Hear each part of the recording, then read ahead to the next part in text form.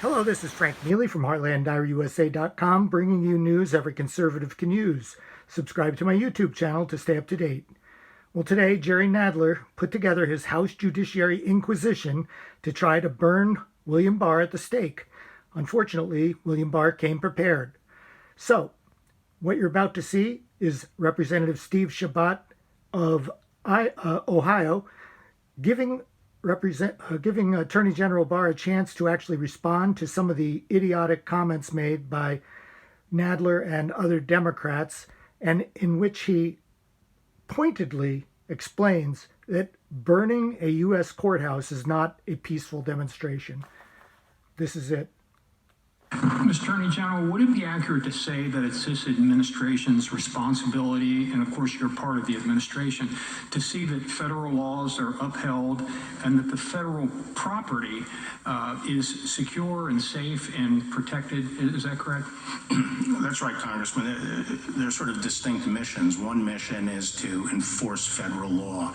And by the way, the federal government is the sovereign of the United States. We have two sovereigns here in the United States, and we enforce the federal law all over the country. Every square foot of the country, we enforce federal law. The other is protecting federal property, and specifically U.S. courthouses, which are the heart of federal property in all 93 jurisdictions in the United States.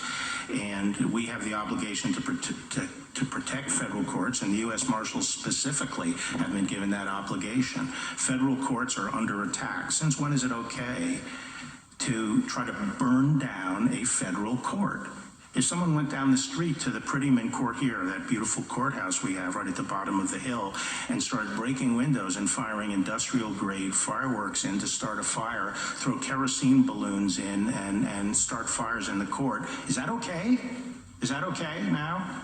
No, the U.S. Marshals have a duty to stop that and defend the courthouse, and that's what we are doing in Portland. We are at the courthouse defending the courthouse. We're not out looking for trouble. Thank you, General. And as far as weapons and devices that were utilized by the group of people, and you mentioned trying to destroy the courthouse. I mean, they were literally trying to burn it down, and apparently didn't give a hoot about the people that were occupied in the building as well. So people were in danger. That is absolutely right. So as far as the weapons that you mentioned, let me get this straight. My understanding is that the people attacking the building had, among other things, rifles, explosives, knives, saws, sledgehammers, tasers, slingshots, rocks, bricks, lasers. Have I missed anything, or does that about cover it? You have missed some things, but that's a good list. But you know, they have these powerful slingshots with ball bearings that they shoot. They've used pellet guns. We believe we have found those projectiles have penetrated marshals to the bone, and they use the lasers to blind the marshals. They do start fires. They start fires if they can get the fire inside or through the windows, and they start fires along the outside of the courthouse.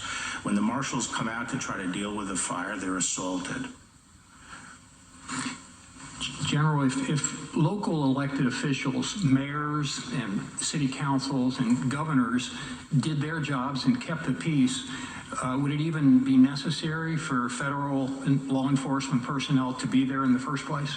No, and that's exactly the point. Look around the country. Even where there are these kinds of riots occurring, we haven't had to put in the kind of reinforcements that we have in Portland, because the state and local law enforcement does their job and won't allow rioters to come and just physically assault the courthouse. In Portland, that's not the case.